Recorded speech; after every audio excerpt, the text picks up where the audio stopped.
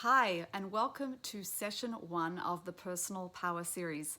I am Jackie Glazer, and I will be with you on this journey as we explore, learn, and practice living from our true personal power.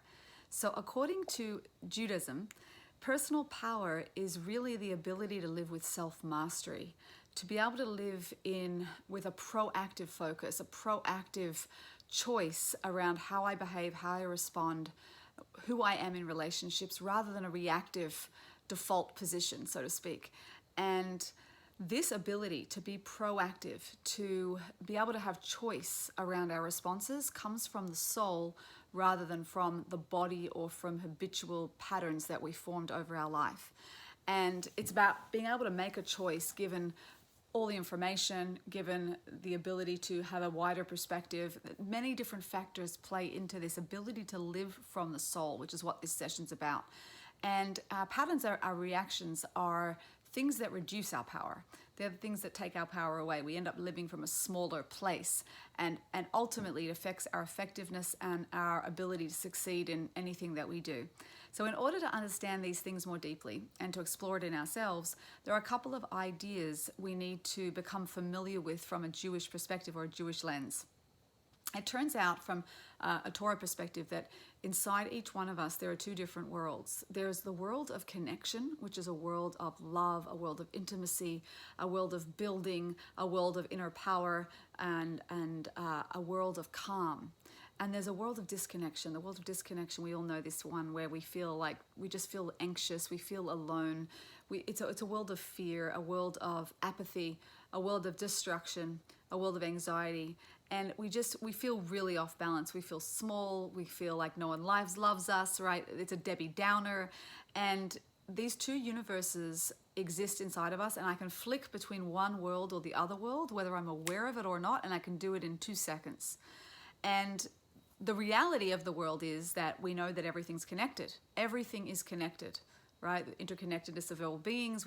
There is only Hashem Echad, right? Hashem Echad from the famous Shema prayer, Shema Yisrael Hashem Elokeinu Hashem Echad. What does that mean, Hashem Echad? Hashem Echad means that there is only oneness, there is only connection, that is the reality that I'm meant to focus on. And so we all want to live in that place. Everyone wants to feel connected. It's a deep human need and desire to always want to feel connection, right? Especially with myself, with others, and with a higher power. So the two worlds operate like a seesaw. To the degree that I feel love, I won't feel fear. To the degree that I feel fear, I can't feel love. They can't coexist at the same level. They operate like a bit of a seesaw. And everything in this world can be used in alignment for its purpose for connection, or against its purpose for disconnection, and we get to choose. So, for example, guns can create peace or make war. Food, I can go out for a deep bite to eat with a friend and bond, and it's amazing. Or apparently there's people in the world, when they get stressed, they eat comfort food, whole tub of Ben and Jerry's ice cream, or they have a whole case of beer. Why? Because they want to drown out the feelings. They want to disconnect from the feelings by using the very same substance that can be used to bond and connect. They can use it to disconnect, right? Every single thing, social media, we know, can connect you to a million people around the world instantly, but yet there's that feeling when you've been on it too long that I feel really isolated and I feel disgusting and I've got to just get off it, right? So the very same thing can connect us and disconnect us, and we get to choose. So there's 3 different categories that move me into this world of connection. There's connection, disconnection to myself, connection, disconnection to others, and connection, disconnection to something higher, a divine source, higher power. To the degree that I'm connected to myself and others and that higher power, to that degree I'll live in this place of connection. And it's really the place of true power, right? The place where I feel truly connected to myself and to the world and to what I'm doing and my purpose. It's an amazing feeling. We've all had glimmers of this where we felt like life was working and we were in sync and it was amazing. So to that degree, we'll live in that world of connection. So the question is, what influences that process? And now we're getting to the very crux of the matter. It turns out that there are 2 actual spiritual forces, according to Judaism, that go through us and they influence us all the time. They're in our head. They're just like, to us, they just feel like our own thoughts, but really they're coming from 2 different sources. And they're designed specifically to move us either into the world of connection, into our higher self, or into the world of disconnection, more into that lower self. And these two inclinations or two focuses are called the Yetzer Hara, which is the negative inclination, the one that self-sabotages, and its goal is to disconnect us, right? And the other voice is the Yetzer Tov, which is the good inclination, and its goal is to connect us at our highest level. And we get to choose which voice do we listen to.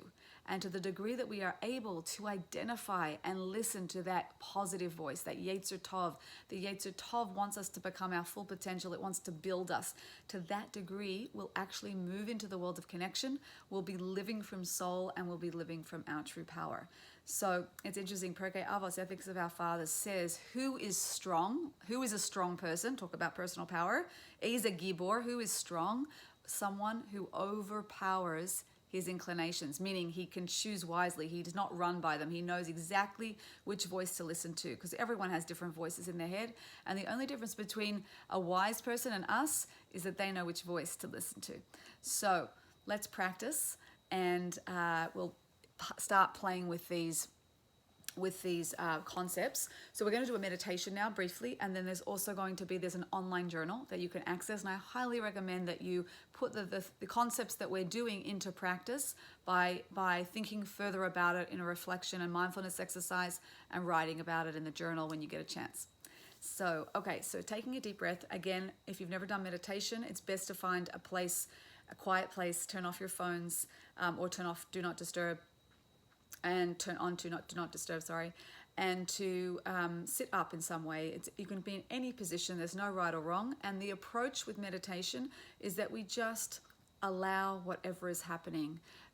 The danger of meditation is if I impose an expectation, it will ruin the meditation, because an expectation is coming from the mind and it's forcing an experience, where as real meditation happens, a profound meditation happens when I can just allow whatever is happening to happen and allow it to be organic and just to be with whatever is. That's a whole muscle to practice that, but that is the muscle of meditation, just to allow whatever's happening and just to be okay with it. And if you fall asleep, that just means you need to sleep, right? So sometimes it can be better to do it in the morning. If you get tired at night and you're just going to fall asleep like me, it's better to do it in the morning.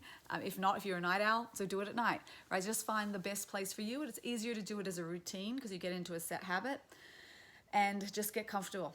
So just get comfortable. And I like to close my eyes straight away, because as soon as you close your eyes, you tune into your inner world. So you don't have to look at me now. You can just listen on audio and just tune in. And I do it with no music, because music actually takes you somewhere, and we want to tune into ourselves. We don't want to be taken. We don't want some experience fabricated. We want to be able to tune into whatever is going on in us, and that's different for every person. So even though it's harder to do to silence, I like to do it to silence, because then you don't get dependent on the music and it doesn't create your experience for you. So just taking a deep breath, allowing ourselves just to quieten down and just to calm down, and just to notice what happens when I turn my focus internally. What's it like?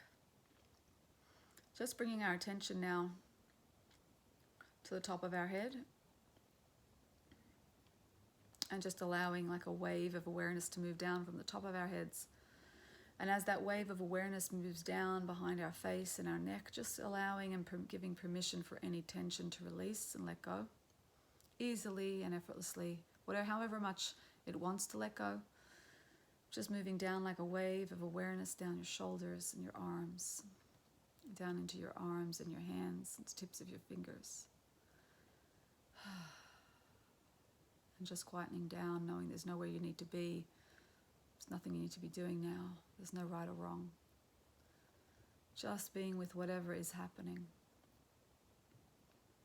And just allowing that wave to move down your throat, your chest, sternum, diaphragm, stomach. Just giving permission for any tension to release and let go. All the way down into your hips. Moving down your spine as well, shoulder blades, lower back. All the way down into your hips, legs, knees,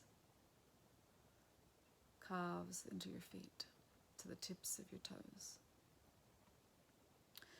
And as we sit here, just allowing ourselves to release and relax and let go of any tension, finding it easy and effortless just to drift deeper and deeper, deeper into this place that's much more quiet and still. And just bringing our attention to our breath. Just noticing the breath, not changing the breath, just noticing or being aware of how we are already breathing. Notice how that is for you. Just to be aware without changing anything. It's also a practice.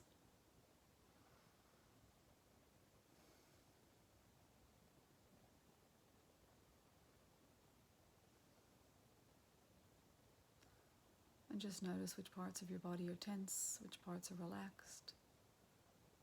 If there's any pain anywhere, just watch it, observe it. Try not to fix and change everything. And just allow it to be there. Any discomfort, any tension,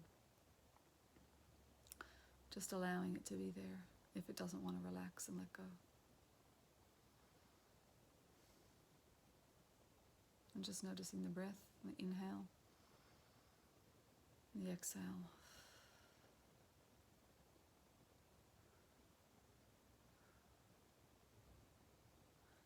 Just going to spend a minute or two now gently focused on the breath, but also just becoming aware of my thoughts. So just notice your thoughts.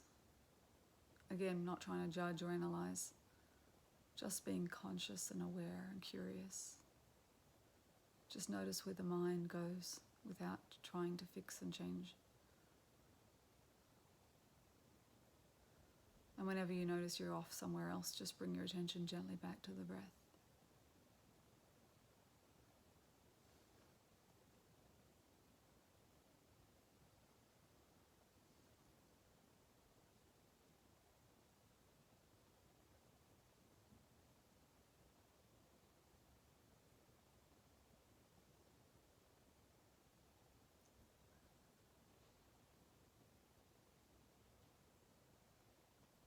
So just notice that there's part of you that is aware of your breath. There's part of you thinking whatever thoughts you're thinking.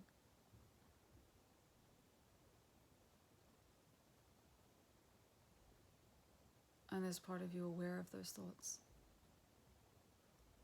And just see if you can feel those different parts of you now.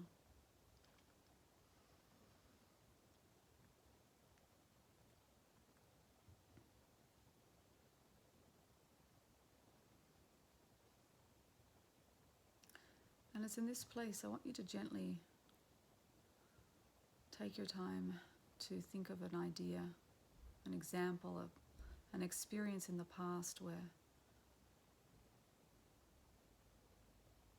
you messed up, made a mistake. Could be with work or a relationship or something personal, where you really made yourself feel pretty rotten because of it. Just see which one comes to mind. Where you felt like an idiot, and you felt silly, you felt stupid. Doesn't matter if you expressed it externally or not, just pick an example where you messed up. And just recall the types of thoughts you said to yourself. Actually, you can press play and replay them. What are the kind of thoughts that you say to yourself when you mess up? Everyone will have a different narrative.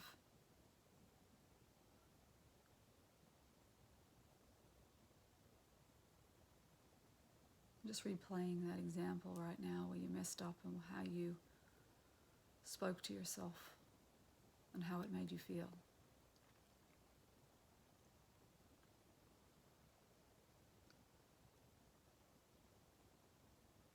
Just let that replay out. Pictures, see the place, see the incident, see what words come, and what feelings and sensations exist also. And quite often it's the same kind of narrative that we replay.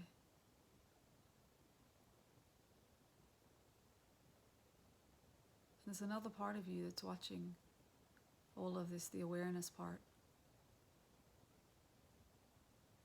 Just notice that there's an awareness watching this part play out. And if you pause that story now and just tuned in and checked in with that awareness, and said, what do you say about this situation? What would that awareness part of you say? Usually it's a kinder voice, more compassionate, bigger picture, broader perspective. It's okay, you messed up. There's always time to improve. You're aware now of the problem, you can correct it, you can work on it. It's okay. It's not a reflection of your self-worth. It's just an accident, it's just a mistake. Those kinds of more understanding responses usually come from that awareness voice, the part of you that's aware, that's watching in the background. So just asking that part of yourself right now, what would be an alternative response to that same mistake that you could tell yourself? Let's see what it says.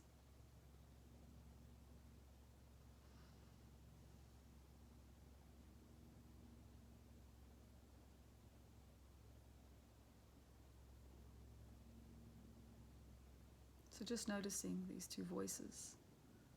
One is the Yetzer Hara, which leads us to feeling pretty bad, terrible, small, like I want to give up, like I'm pathetic. And the other voice is a higher voice that's more coming from an awareness. It's usually kinder and more compassionate. It's usually the Yetzer Tov. And just being able to get a slight distinction, bringing this awareness back into the room. 5, feeling your feet on the ground or on the chair. 4, taking a deep breath. 3, when you're ready and you're in time. 2, slowly coming back into the room. And when you have a moment, take some time and journal. And I'll see you at the next session.